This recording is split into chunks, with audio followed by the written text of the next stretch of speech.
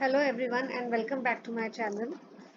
Today we are going to start with the new chapter, that is production function. Now what is production function? Production function is nothing but it is an expression. बेटा यहाँ पे I have you can add one word. It is production function, right? It is an expression of technical relationship between input and output of a good, right? Now see, अगर मैं इसको equation के form में express करूं production function को, Q stands for output, और ये जो I1 I2 I3 IN है, these are nothing but input. F here stands for the function, functional relationship,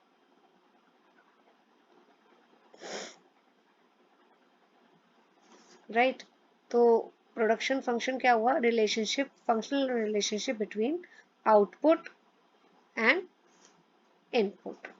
Now, see, in class 10th also you have studied that there are various factors of production. Factors of production के बिना production possible नहीं हो पाता. अगर आपको कुछ भी output या कोई भी product बनाना है तो you need to have the factors of production, right?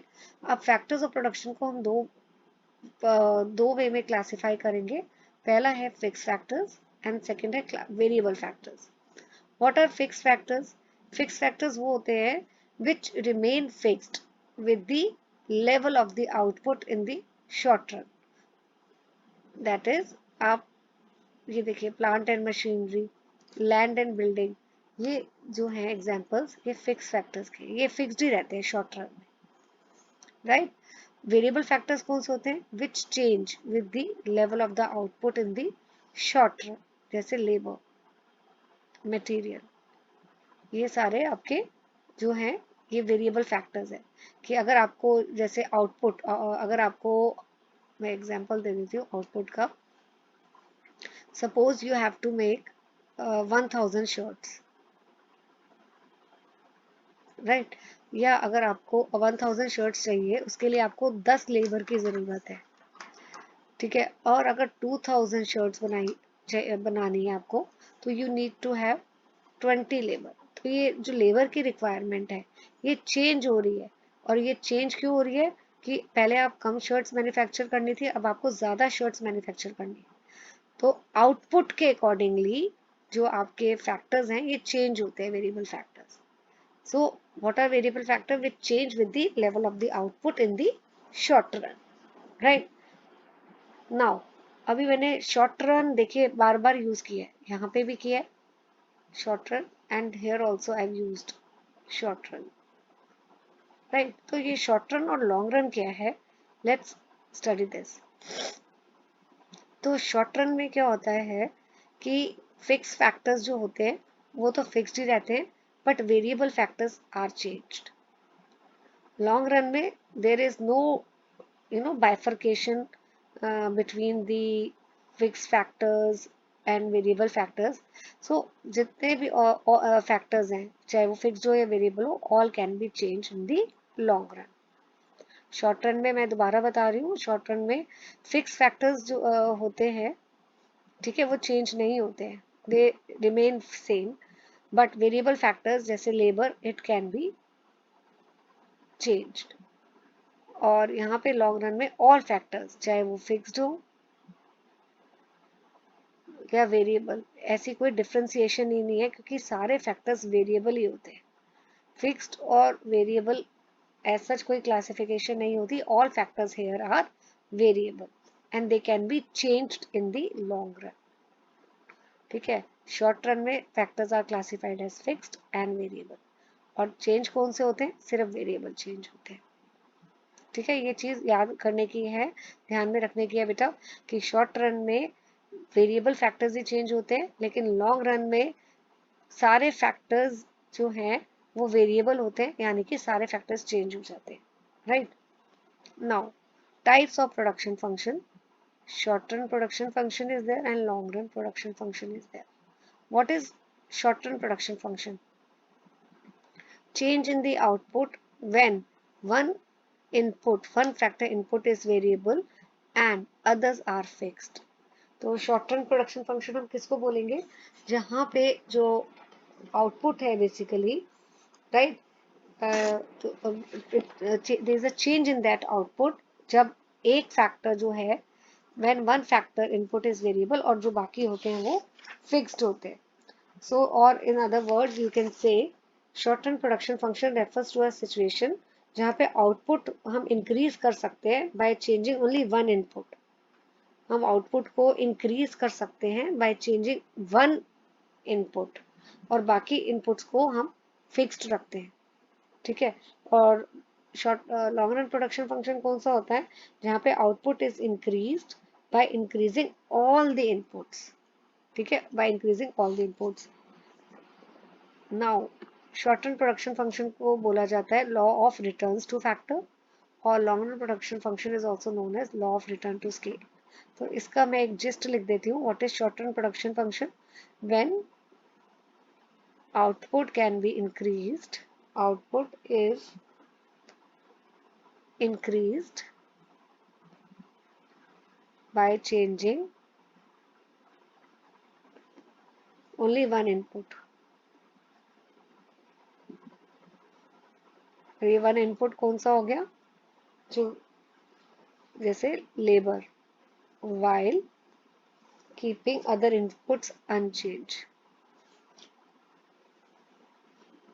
while keeping other inputs unchanged. तो आउटपुट कैसे आप बढ़ा सकते हो, एक इनपुट को आप चेंज कर लो, बाकी को फिक्स्ड रखो या कांस्टेंट रखो. And here output can be increased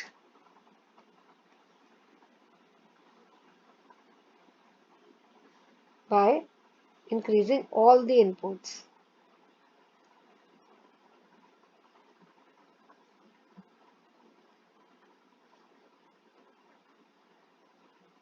All the inputs simultaneously.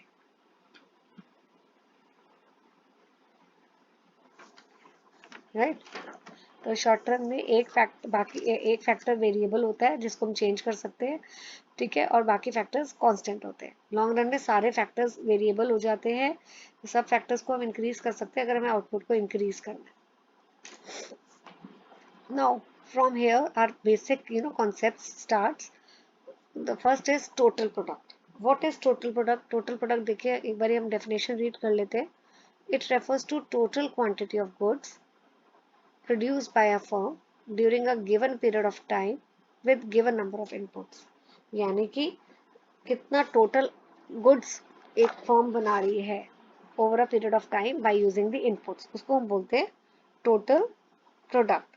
Suppose अगर 15 लेबर है और ये 15 लेबर्स जो है वो प्रोड्यूस कर रहे हैं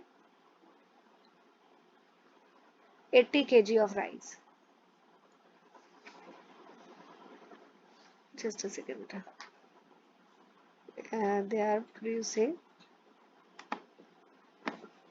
80, यहाँ मैं इसको ठीक से लिख देती हूँ.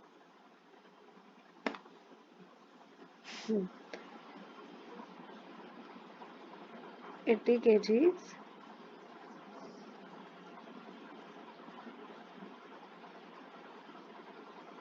Of rice.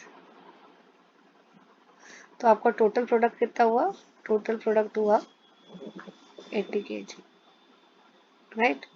Now what is average product. Average product को हम बोलते हैं एवरेज फिजिकल प्रोडक्ट भी.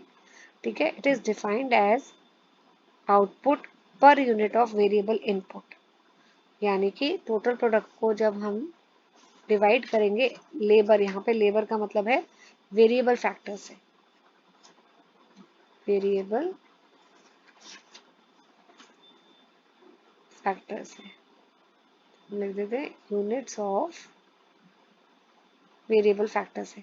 तो जब हम इसको यूनिट्स ऑफ वेरिएबल फैक्टर से डिवाइड करेंगे टोटल प्रोडक्ट, तो हमारे पास आ जाएगा बेटा एवरेज प्रोडक्ट. ठीक है.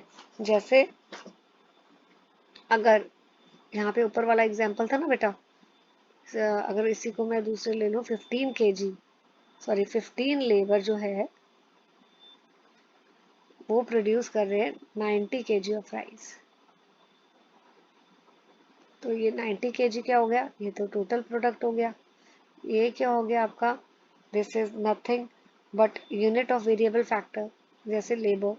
तो एवरेज प्रोडक्ट क्या होगा, अभी हमने किया है total product upon the unit of variable factor. ठीक है, यहाँ पे यूनिट है लेबर। तो टोटल प्रोडक्ट हो गया 90 और कितनी लेबर के यूनिट से 15 लेबर थी, तो आपका एवरेज प्रोडक्ट हो गया 6, राइट। तो that is your average product 6 kg। इस तरह हम निकालते हैं। अभी हम क्वेश्चंस करेंगे तो और क्लियर होगा। Now what is marginal product. See, marginal product क्या होता है कि टोटल प्रोडक्ट में कितना एडिशन होता है। अगर हम एक एक्स्ट्रा वेरिएबल फैक्टर को हायर करें तो कितना टोटल प्रोडक्ट में इंक्रीज होगा, that is called as marginal product. तो addition in the total product, इसको हम लिख सकते हैं, it is the addition in the total product when one more unit of variable factor is employed, या of variable factor यहाँ कौन हुआ, लेबर इज एम्प्लॉयड। ठीक है, सो एडिशन टोटल प्रोडक्ट में कितना एडिशन होगा अगर हम एक एक्स्ट्रा वेरिएबल फैक्टर को हायर कर रहे हैं, तो कितना टोटल प्रोडक्ट में चेंज आया, उसको हम बोलते हैं मार्जिनल प्रोडक्ट। जैसे अगर मैं इसमें एग्जांपल लेके बता रही हूँ कि अगर 10 लेबर्स हैं, वो कितना प्रोड्यूस कर रहे हैं, 60 kg ऑफ राइस।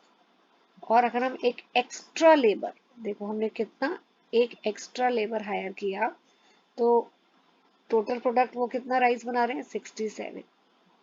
तो एक एक्स्ट्रा लेबर हायर करने की वजह से ये टोटल प्रोडक्ट में कितना एडिशन हुआ, उसको बोलते हैं मार्जिनल प्रोडक्ट। तो कितना एडिशन हुआ बेटा, 60 से 67, 7 kg। सो 7 kg आपका क्या हुआ, this is your marginal product. तो ये आपका हो गया मार्जिनल प्रोडक्ट।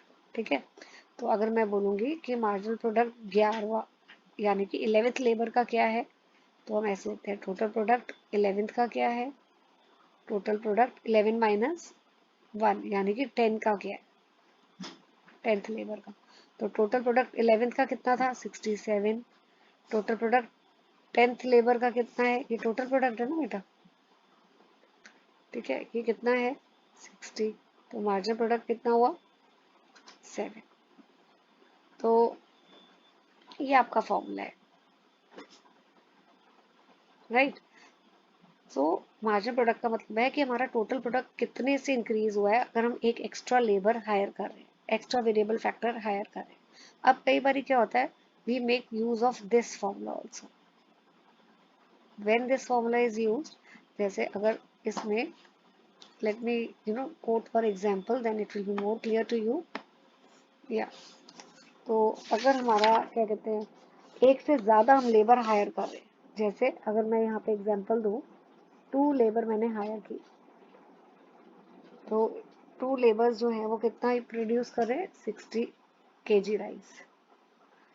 और अगर 5 मैं हायर कर लेती हूँ, मतलब कितना एक्स्ट्रा मैंने किया, तो no something has happened to this pen, it's not working properly, let me write again बेटा, then it will be more clear to you. या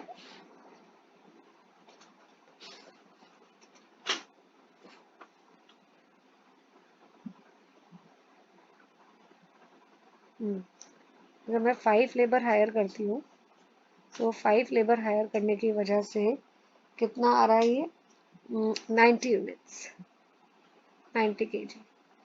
ठीक है, तो कितना आपका देखो, अब आपने एक नहीं हायर, एक एडिशनल लेबर नहीं हायर किया, आपने कितनी एडिशनल हायर की है, यू हैव हायर 3 मोर। पहले आपके पास 2 लेबर थी, अब है 5। तो कितना हायर किया आपने, कितना चेंज आया, ये 3। और इसकी वजह से टोटल प्रोडक्ट में कितना एडिशन आया है, 30 kg, राइट। तो मार्जिनल प्रोडक्ट क्या होगा बेटा आपका, जो मार्जिनल प्रोडक्ट अब होगा, ये हमारा है फॉर्मूला इस केस में, इधर मैं लिख देती हूँ, कलर पेन का चेंज कर देती हूँ फॉर योर कन्वीनियंस। सो ये आपका हो जाएगा marginal product is change in total product upon change in the unit of variable factor. So change in the unit of variable factor. तो कितना है change in TP यहाँ पे बेटा 30 और units of variable 3 ये 30 total product में change, ये marginal product में change, marginal sorry this is not marginal product, units of variable factor of variable factor, ठीक है n हो गया, तो आपका ये हो गया 10। मार्जिनल प्रोडक्ट कितना हो गया बेटा, इट इज 10, राइट। तो इस तरह आप इसको करोगे कि अगर एक यूनिट आपका चेंज हो रहा है तो आप कौन सा वाला फॉर्मूला लगाओगे, आप ये वाला फॉर्मूला लगाओगे, और एक से ज़्यादा यूनिट्स चेंज हो रहे हैं तो you will make use of this particular formula, right. So basically this is all about the basic concepts. इससे रिलेटेड जो हमारे न्यूमेरिकल्स है that I will be covering in the next video, है ना। तो I think you have to revise this so that the things get more clear. Thank you for watching.